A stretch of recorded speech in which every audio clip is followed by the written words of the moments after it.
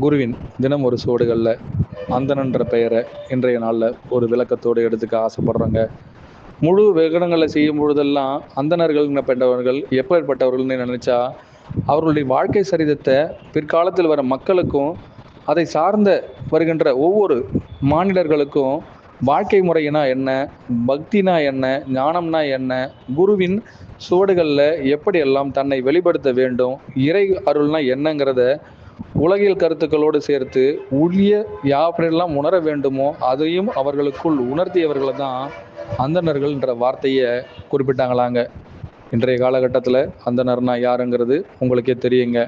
அதற்கான விளக்கம் இப்போதைக்கு அதை குறிப்பிடக்கூட அவசியம் இல்லைங்க.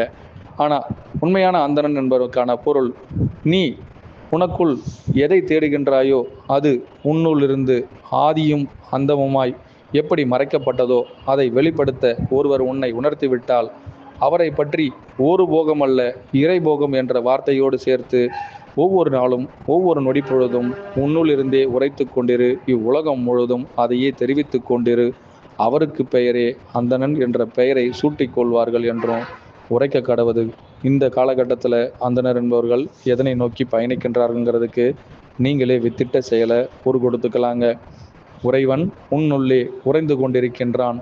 இறைவன் என்ற பெயரில் நீ அவனை உணர்த்தி கொண்டிருக்க உன் உலகம் எதுவோ அவ்வுலகம் முழுமைக்குள்ளும் நீ அதை வெளிப்படுத்திவிட்டால் நீதான் அந்தணன். அனைவருக்கும் குருவே சரணம், குருவடி சரணம், திருவடி போற்றுங்க.